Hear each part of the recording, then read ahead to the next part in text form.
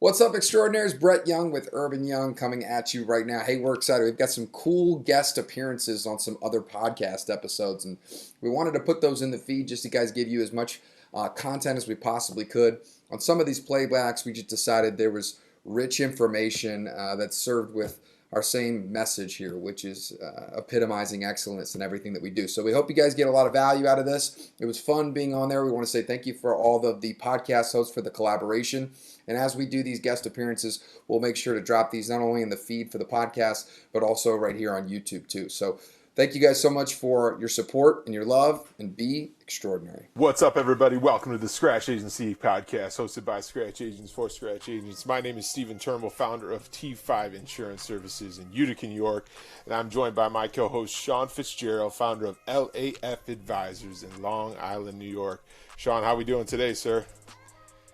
Man, great day. I'm super excited to talk to Brett. I know you two have had your personal phone call, so Brett and I don't think I've ever really talked one-on-one before, so I'm excited to have the conversation and get to know you a little bit better, Brett.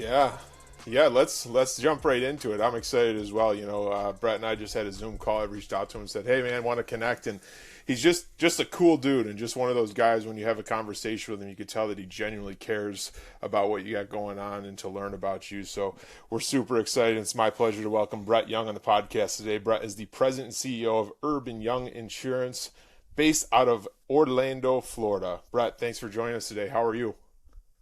I'm great, guys. Good to be on. Thanks for having me. Absolutely. For those who are just learning about you for the first time, why don't you introduce us to Brett? Oh, that's right on the spot. The elevator invite. That's right. Yeah, that's great. Yeah.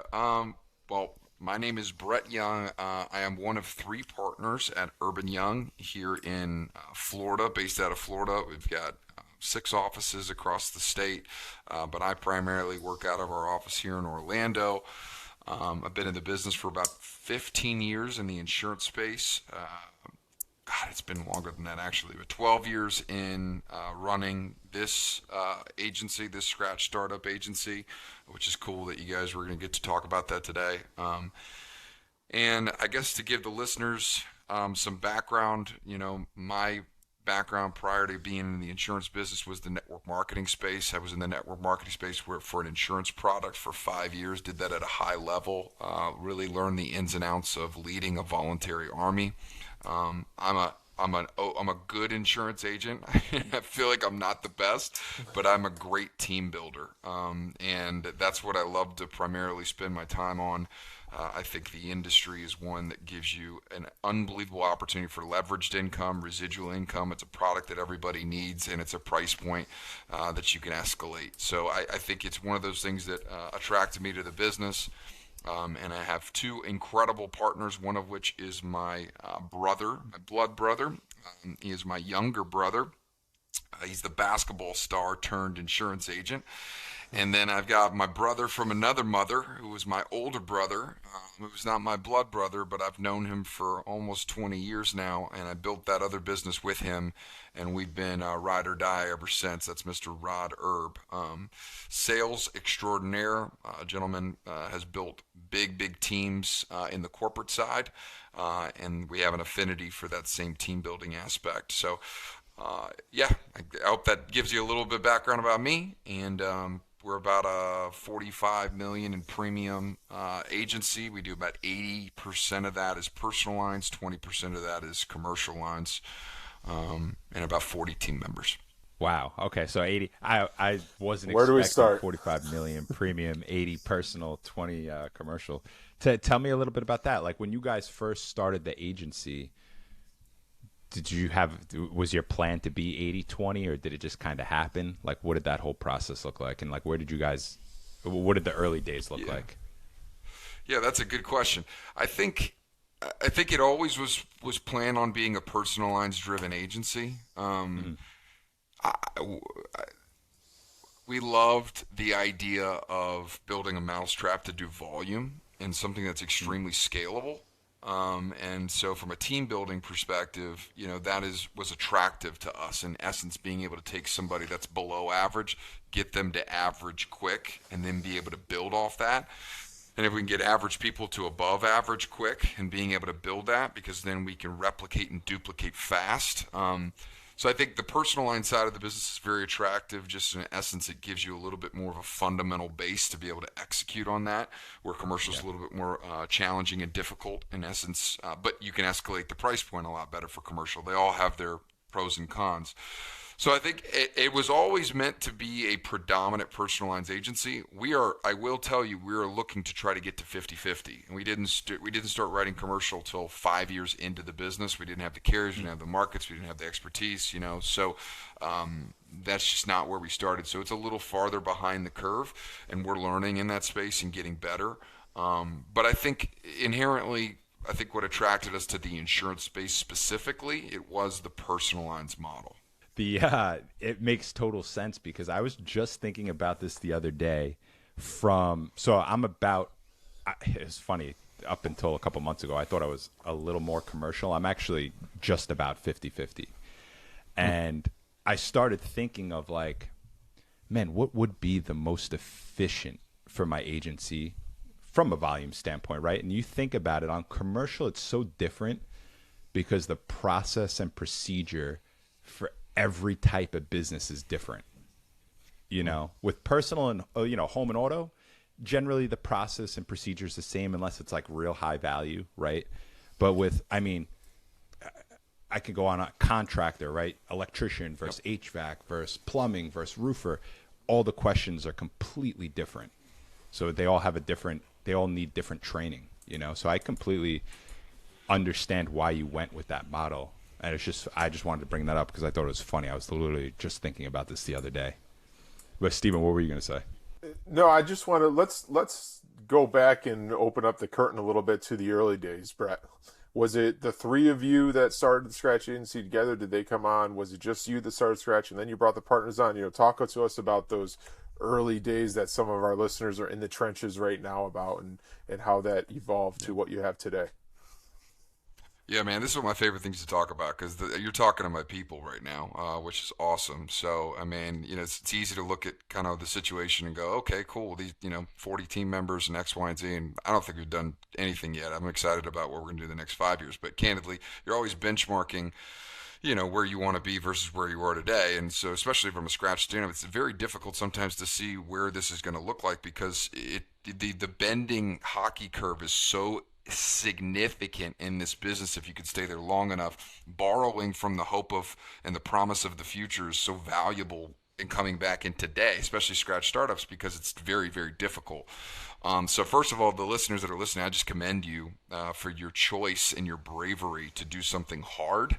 And I will tell you, the fruit that comes from this business is everything that you think and want it to be first. But yeah, I got in the insurance business. I was in that network marketing space, decided that it was a price point that was too small, too low. I was in the AFLAC conversations with all of the employee benefit meetings at different companies. And I was, meeting people on their day off for lunch breaks because they missed the presentation for their employee benefit cycle. And it was just something I just wasn't really digging. It just wasn't scalable, like you said, Sean. I was looking for something that was scalable, that I could build teams into it.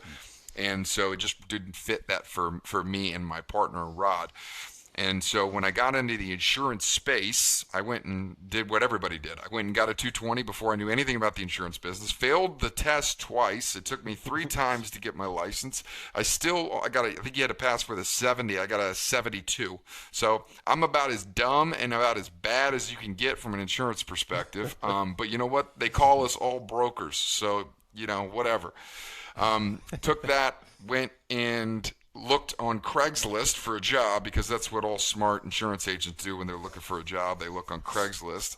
I got a 100% commission-only job at a boutique firm. Here it's actually in Celebration, Florida. They said, great, no problem. I'll give you a contract, 100% commission. Here's a laptop and no training. Go write some business. And that's what I did. I actually moved to that town with my newly married wife. She supported us for that 14 months that I was there. I was so broke that I couldn't afford a bed frame. I had a mattress on the floor. Here I am asking this woman to marry me and telling her that I'm going to take care of her and promise her the world. couldn't afford an engagement ring and or a bed, and she stuck by me and said, "You know what? We'll sleep on the floor. It's fine." And I That's made when you know it's the one. $13,000. That's right. I made 13 grand my first year. The way that I learned the business was I took home policies and I read them cover to cover. And that's how I learned the insurance space. And then I would come back and I would ask questions. So I didn't necessarily have this groomed training, but I had a fire and a desire to win, and that's way more important than any training program you could purchase or belong to. So for all you scratch startups that are out there thinking, I don't have all these resources, bells and whistles, make no mistakes. It's all just it's all dressing. It means nothing compared to the fire of you getting up every day and getting after it. So I did that for 14 months. I had a contract that potentially was going to give me some equity in the book. That's the reason I moved. That's the reason I took the gig. That's the reason I did 100% commission. That's the reason, because that's what I had done. I was entrepreneurial, right? That's the only thing I knew. Long story short, after 12 months, they changed that on me. I signed a 75-mile non-compete, but I didn't get my contract signed in regards to the equity in the book of business that I was going to have. So after the 12th month, when they knew that I wasn't going to starve and I was going to get renewals, they changed it on me. And so here I am facing down the barrel of this decision on what I was going to do. So I told my wife, I was like, you know what? It's all good. It's fine. And I'll just get to this certain level that they needed to get me to just so I could start vesting. And it would have been a fine deal. It just wasn't the deal that we discussed, right? And she said, absolutely not. So here she is, supporting me through all this thick mess and listening to this guy who's got these big hopes and dreams and, all this stuff that doesn't exist yet. And when faced with the decision to go somewhere else and start over or deal with what it is and, make a decent livable income this next year, she told me absolutely not. She goes, that's a character thing that violates our principles. Absolutely not. I don't care if we have to start over. You're going to do it somewhere else. So she pushed me to leave and look for other opportunities. I went and looked at the big box shops because, of course, the problem is I'm at a small agency. So let me go to the biggest agencies because that's the fix to all my answers. And so I went and interviewed at all the big shops and all the big names that you would hear as far as corporate and stock exchange agencies all over the country. And I found that it was good cop, bad cop. It was the complete opposite of what I had known and wanted, and I didn't find that there. And at the time, my business partner, Rod Erb, wanted to do this with me because we had done everything together. His wife had come over to work with me at this other agency along with a couple other people that we were building a team inside of that agency. Because at the end of the day, guys, I wanted to build a team inside of a business. I wasn't looking to start an agency. I wanted to build a team. That's what I love to do. I didn't want to necessarily build the roads. I just wanted to drive the car.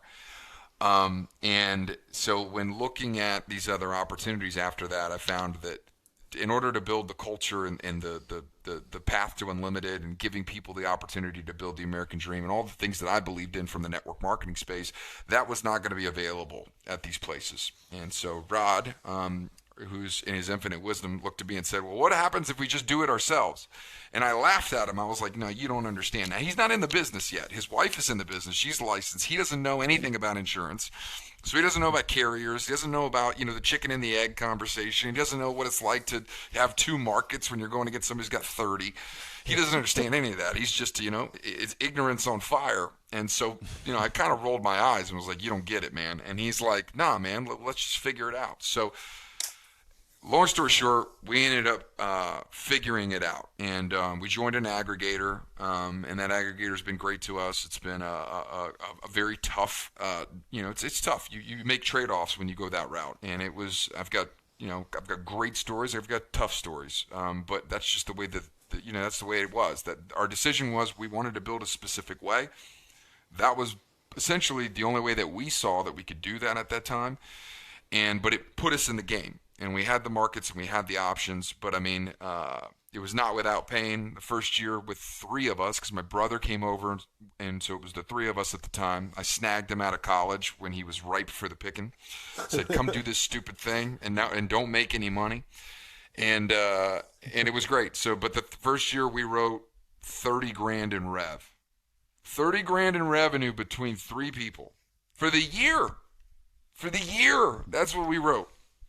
And we're looking at each other, go, okay, let's scale this out over 5 years. What does this really look like? And it wasn't looking good. So, but we kept at it and we made tweaks. And, at one point we were all doing something. We were all going out and getting business and bringing it back and writing it. So there was no segmentation of roles. So it wasn't working well. It was choppy. We're working out of a bedroom in someone's house and we're staying up till 10:30 at night. And we're all doing the same thing. Then we said, okay, well, what happened if somebody answered the phone, somebody went out and marketed, someone sold the business, and we segmented roles. That started to work better. We started to catch traction. We started to have some systems that were, just us yelling across the room of, hey, let's change this. And we didn't write it down. There's just all the crazy things that happen when you're brand new. And about 3 years into the business, we wrote, I think we were at like 130 in rev at that point in time. We were still not really taking a livable wage between the three of us. I moved back home with my parents, with my wife that first year. And then finally we were able to get an apartment after the second year. And then about 5 years into the business, we had done about $500,000 in revenue. And 7 years came along. We were doing 750. Think about how long this is, right? Like at the point in time, I'm now we're starting to make some money. I'm making six figures at that point, but it took a really long time. And then we had our first acquisition, and we bought a book of business that was the same size as our business. So you had a $700,000 block. We bought one for $800. We wanted a diversification. We were in Orlando in Central, and we wanted a coastal book to be able to give us some diversification and higher premiums. And so I looked at probably 100 books for like 4 years and just vetted them and learned the ins and outs of what a good buy is, what makes sense. And it finally showed up. And when we made that purchase, in essence, it kicked off a really cool cycle for us. We had all sales people. We didn't really have a service team. At $500,000 in revenue, we had one person that was doing service and everybody else was doing sales. We were heavy organic sales. We still are to this day. We have like 20 agents that all do sales. Because, and we can get deep into that, but that's what you should be worried about. That's what you should be focused on. So, so let me land the plane. So we do the acquisition, we double in size, but it's an hour and a half away from where we live. And culture is what we had built the business on. We have ride or die team members that would bleed for this mission, for this opportunity, for the hope of what this will be one day. And that was really the power that we had in the early days. It was us against the world. It was like the Miami Heat, the hat I'm wearing right now. Like if you follow basketball right now, it's just like you're the underdog, and you're riding with people that believe in the underdog story and want to be on that story.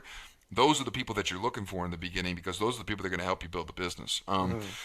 And we had those, but we didn't have this in the new acquisition, and that culture was toxic. So it was the complete opposite of what we had, and it was the biggest threat. So what we did was we said, screw it. We rented a house on the beach in Melbourne for a year. We took out a 12-month lease. It was $4,500 a month at the time before inflation kicked in. That was a lot of money for us. And we would go back and forth every single week. And the three of us would toggle back and forth. Sometimes three of us were there for 3-4 days at a time. Sometimes one of us were there for 2-3 days at a time. But we were there every single week for 12 months. And we were absolutely fanatic about implanting and installing the culture program into this business, because we know if we could get that right, this would be a huge opportunity. And we did that. 12 months later, we had to fire some people. We let go of the people that didn't want to be there. We made some hires. We cleaned house. We reinstalled the program. We did events over there. We built relationships. We found the core leaders. And in essence, to kind of top it all off, we did a ride for culture, and to show the team and show the whole organization that we were committed to culture. The three of us grabbed mountain bikes. We weren't even road bikes. They were mountain bikes. And it was 75 miles door to door from Orlando's office to Melbourne's office across the state. The three of us rode our bikes, and in eight and a half hours rode on the highway all the way across the state to the other office to show to the team that we were willing and committed to be able to do this thing in the long run. So an ice bath after that. That's kind of the end of that story, and that kick-started. But to give everybody perspective on where we sit in there now, and now so we went from 750 to now 1.5 million in revenue, and then over the course of 3 years, we went from 1.5 to like 4.5. And so the bending curve of what that looks like, if you would have talked to me when we did 30,000, we did 300, think about it, we wrote 300,000 in premium the first year, right? Just this month, we wrote $1 million in new business. Think of the spread and the difference of what that is. You can't quantify what this business means if you're committed to it and if you're engaged in the practice of building a team and building a business. Like, it's one thing to produce, but if you're in this business to start an agency, production is just one tier, right? The next tier is how do I teach, and then the next tier is how do I teach someone else to teach. And if you can solve that riddle and begin with the end in mind, you're in the best business on the planet. Brett, are all three of you actively writing business? So I'm not writing business. I haven't written a policy in like 3 years, probably 3.5 years. Yeah. I still have some commercial accounts that I work with that are dear friends, and that's just a commitment that I've made to them. My brother does not write business. My Rod Erb, who's the other third partner, is one of the best sales professionals I've ever known. He's incredible, and he's still engaged in the practice of writing business. He's not engaged in prospecting every day. He's running the whole sales side of our business for personal lines and commercial. But he runs some big accounts, and based on his network and based on what he's done previously in his insurance life, the fallout from that, he works on those $1 million accounts that may come in, or sometimes a little less than that. But he's looking, he'll write some really big stuff for the agency and for him, because I think he just loves it. But in regards to like prospecting and stuff, he's really focused on trying to take what he's done and what we've done and be able to teach other people to do the same thing. Gotcha. What an incredible story that was. I just want to interject by saying this right here, that story that Brett just walked us through, is the reason why we do this podcast.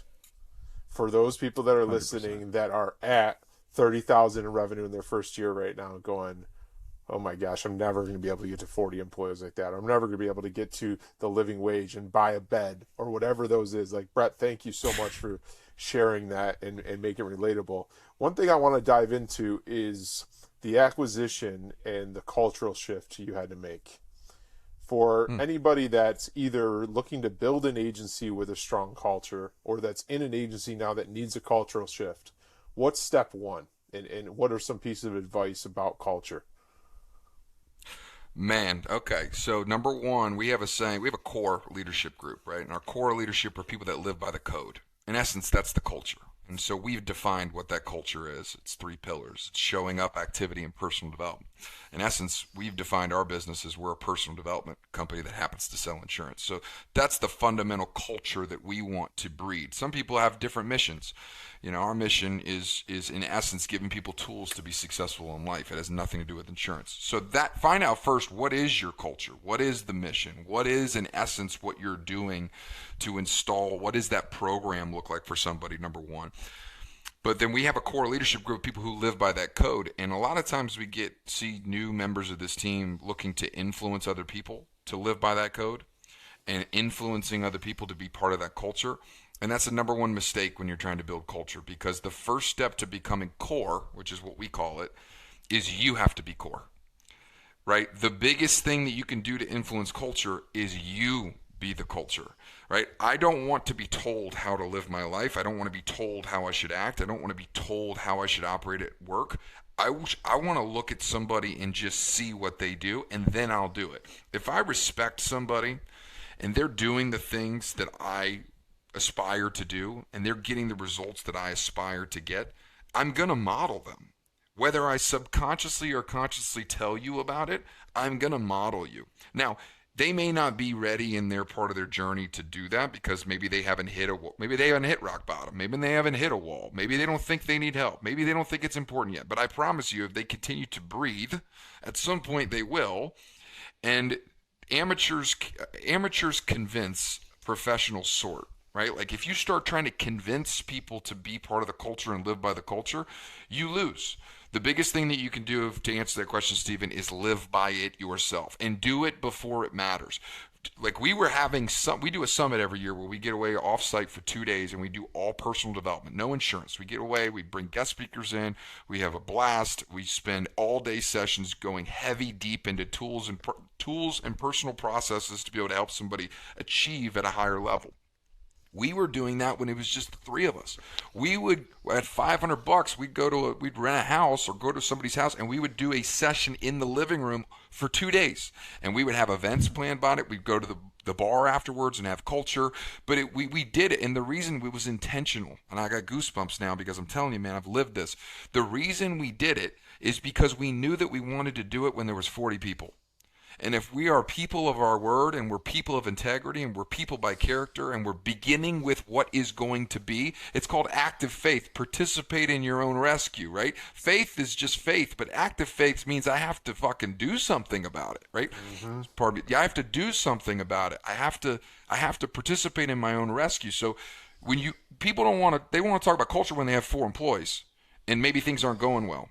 And so-and-so's not showing up to work, and they have a bad attitude, and there's drama between 2 employees. It's like, no. The culture started before you ever hired them. What are you doing right now as a scratch startup that is going to set the groundwork and the framework for someone to be able to follow you? Not you tell them how they should be, but look at your example and fall in line. If anybody's listening to this right now, driving down the road, pull over and slow down. Because if I'm listening to that right now, I'm going 25 miles an hour over the speed limit, just ready to go. That got me fired up. Yeah, talk to me about the culture, Brett. Like, I love everything you said there, and I think the summit thing that you do is, I mean, what a great idea. Besides that, what other things are you doing within the agency to really build that culture? Are you doing Sure. Like trips or anything else like that?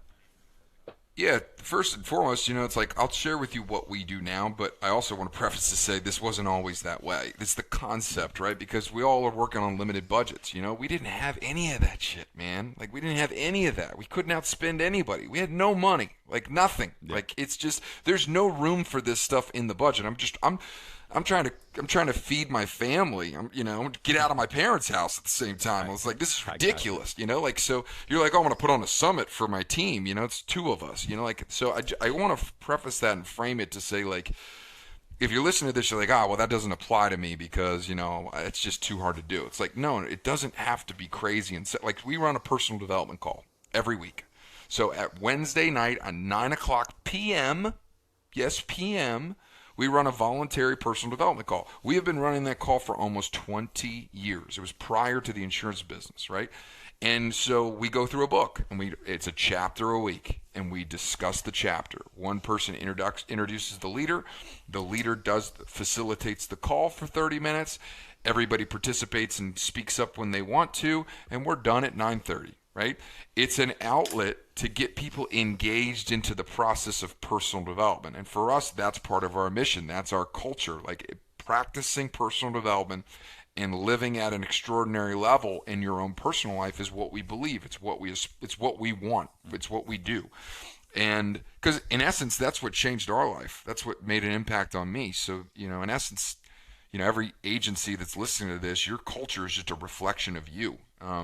That's just leadership in general, right? It's a mirror. But, so we run that call, and we've run it every single week. And sometimes we do bi-weekly if the book is smaller. But that has given people the opportunity to plug into something. And you'll have people that have been here for 4 years. They've never read a book. Well, they'll tune in for the call, right? And maybe they don't even read the book, but they tune in for the call. So they're starting to get absorbed with it. They're starting to get inundated with it. They're starting to get osmosis with it. And then maybe the 5th year they go, you know what? I'm sick and tired of being where I'm at. I see this person got a promotion. This person got a promotion. This person's hitting their numbers. I'm not hitting their numbers. God, what's going on, guys? Like, how can I be better? And he's like, well, are you practicing personal development? Well, no. I'm on the calls. Okay, well, maybe you're on the calls. That's great. Well, maybe read this book, right? And now they start to read. Now they start to go to the next level. But they had to hang around long enough and see an example. And now they gravitate towards it, and now they're having success. I can tell you so many reasons and situations in our agency where people they shook our head and they said, this is woo-woo stuff, whatever. That's what you guys do. I'm here to sell insurance. I don't care about that stuff. It doesn't matter. And then they watch the other people who gravitate towards it, and they rocket launch past them. I get a guy that came into the business that had insurance experience, came into the business, didn't qualify in the comp plan for 7 months, which that's never happened. That's the worst it's ever been. Didn't qualify one time for 7 months. Okay? A day of decision happens. He changes. He says, no more. I'm done. He commits to personal development and all the things that we've talked about and plugs in. He has broken every premium record.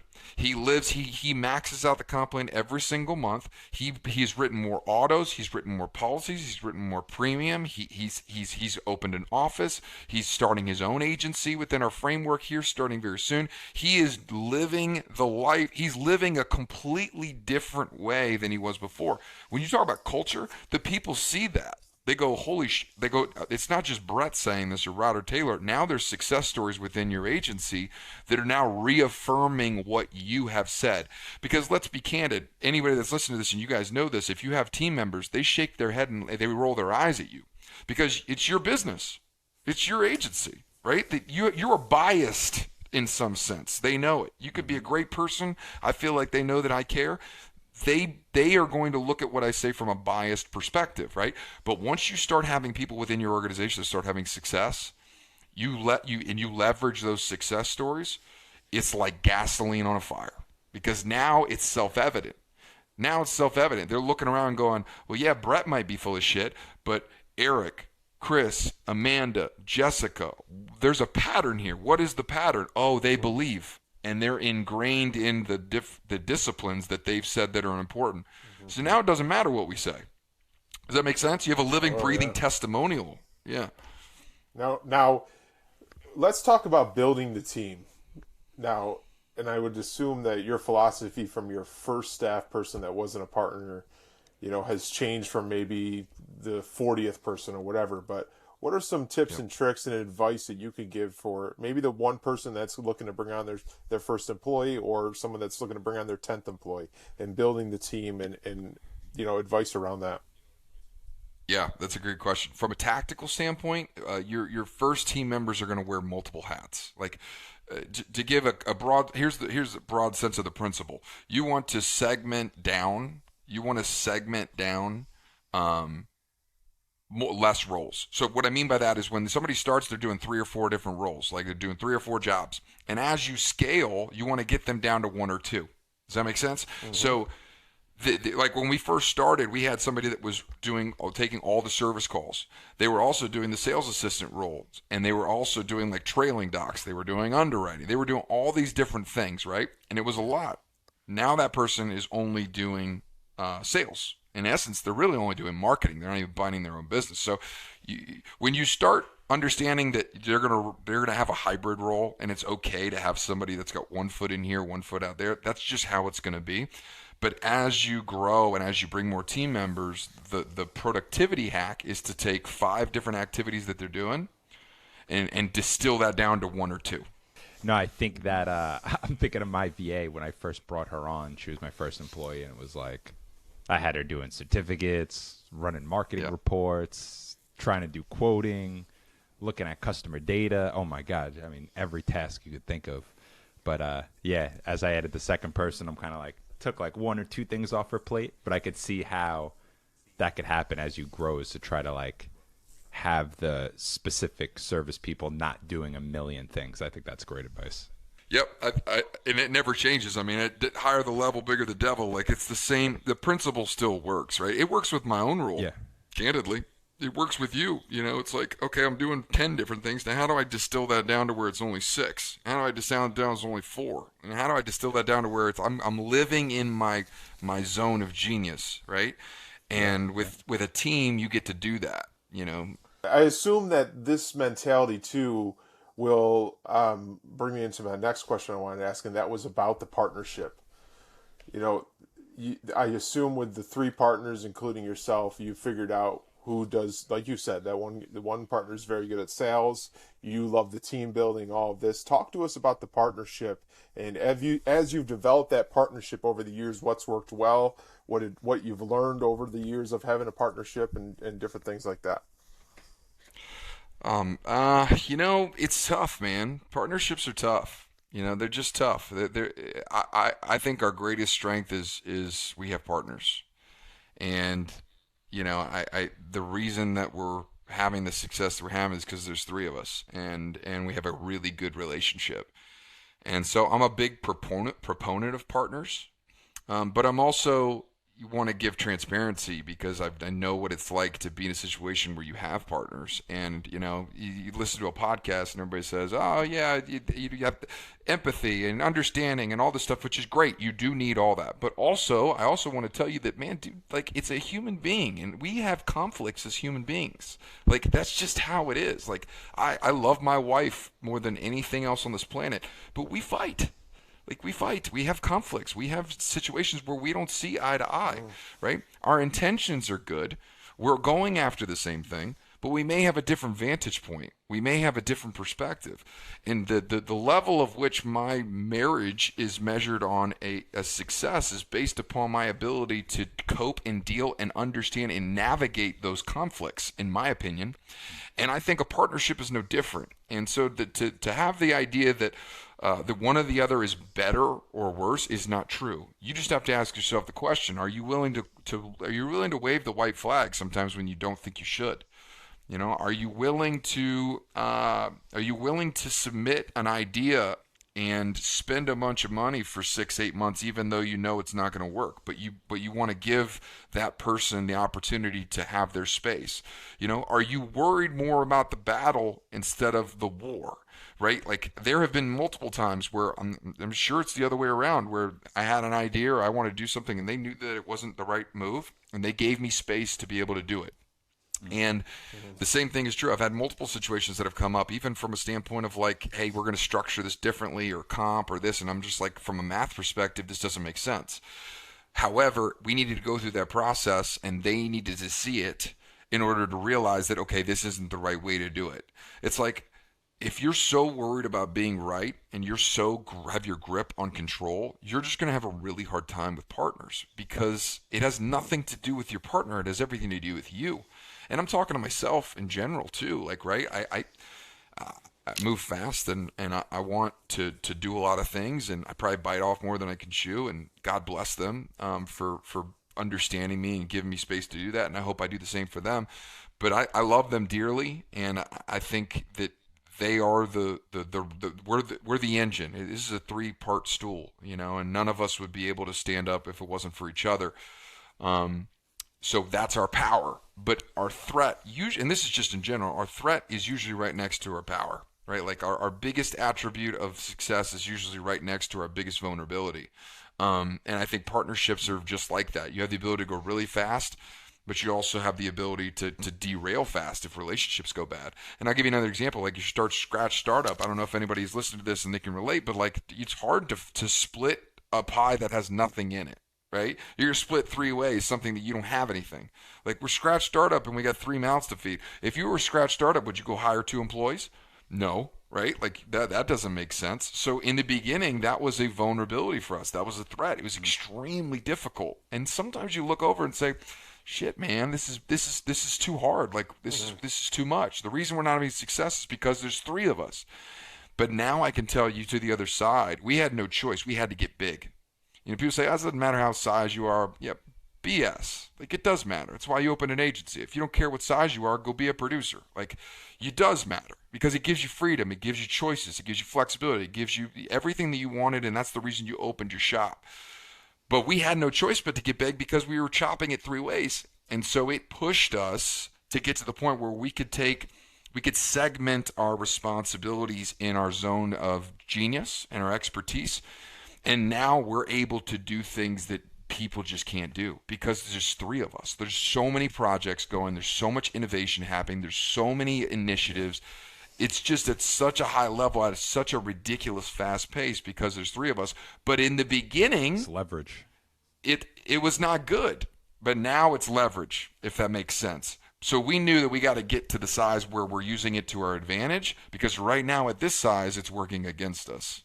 If that answers your question. So, Yeah, no, I think think having the leverage with the 3 partners that makes total sense. Totally.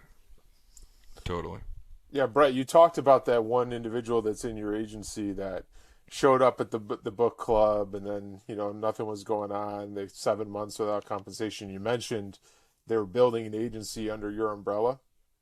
Did I hear that right? Yeah, so we've got a program that we launched about 2 years ago. It's been in the lab. Really haven't marketed it at all. But I guess we're to that point now. So we built. We wanted to build something that we didn't have. In essence, I told you what we had done to start, and I have a lot of stories that I won't share on air on that. We're here because of that, no doubt. But also, in an essence, I don't think any human being should have to go through that. It's just not. It's not a normal situation. It's not a recipe to have major success, in my opinion. The amount of friction and the amount of challenge and the amount of just asinine, there's just does not make logical senseness to that. It's just not something normal person would sign up for. And, once you get down the road so far, you're not going to turn back. So it's like, ignorance is a beautiful bliss. But we looked at each other and said our goal was always to create a path to unlimited for ourselves first. That's what we were looking for. But also, after we do that, to give opportunities for other people to change their lives, to be able to make a true impact on their family and their kids and anybody else behind them. I truly believe that this business allows you to make legacy wealth. And we had to prove that to ourselves first, but after that, it was always the intention to be able to give people that opportunity. And, again, that came from the network marketing space. That's what attracted me to that space, and be able to do that. We wanted to be able to do the same thing here. So we looked at what we did and how we did it and what were the challenges and what were the good. And we said, what if we could give – the problem in this business when you're a scratch startup is you don't have scale. If I could narrow it down to one thing, that's it. You don't have scale, and you don't have it for a very long time. What is scale? It's optimal efficiency. It is how much input are you putting out versus how much output you're getting. And when you have scale, you're putting in the same amount of input and you're getting exponential output. And as you scale, that becomes more efficient and more efficient and more efficient. And that comes from marketing, that comes from your sales, that comes from your tech, that comes from your team, that comes from your recruiting ability, that comes from segmentation of roles, it comes from carrier access, it comes from everything within your agency. You don't have scale. And what we've noticed at this point in the game is we have scale. And when you have scale, it's just like, it's not fair. It's just so imbalanced in regards to how much easier it is to do what you want to do. So we said, okay, what does that look like, and how would we give people scale immediately? How could we give ourselves scale if we were to go back and do it? And so we've designed a program, in essence, to be able to give people the opportunity to be their own independent operator. In essence, open up their own agency, have majority stake in that business.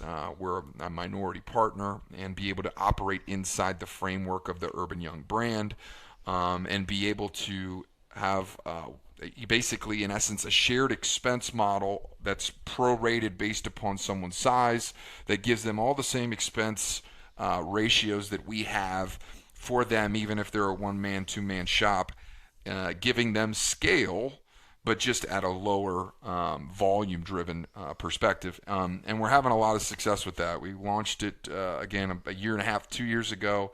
It's been in the lab for a long time with just, people that are smarter than me in regards to drawing everything up. And, we've seen, these particular 3 guys have a lot of success. One of them was a scratch startup. One of them bought a book.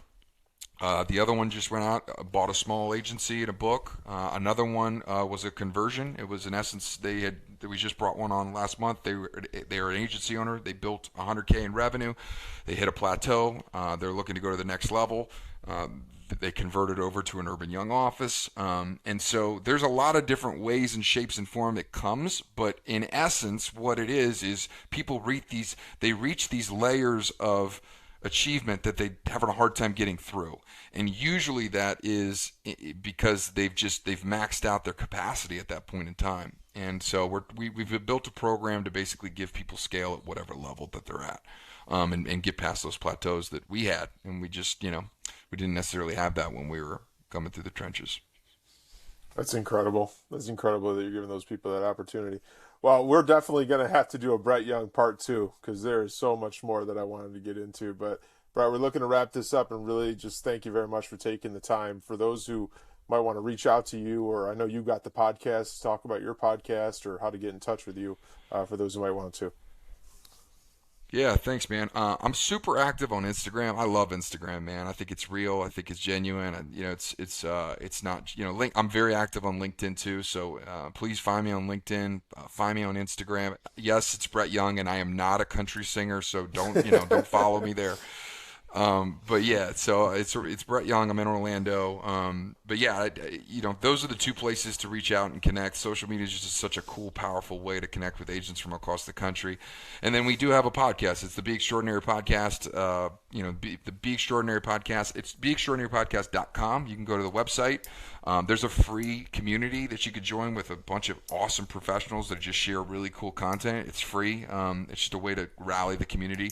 And it's in essence, it's a lifestyle. It's a philosophy that says a living at excellence. It's not just insurance driven. It's professionals in all different industries from all over the country who live by this and live by this mantra. So yeah, I'd love to connect with anybody that wants to chat. I just want to tell you guys, I have the utmost respect for both of you. Sean, we've connected on social before we met today, and I love what you do. I have a genuine affinity for young talent in this business that are crushing it and doing cool things. And Steven, when we had our call, I knew that there was something really special there.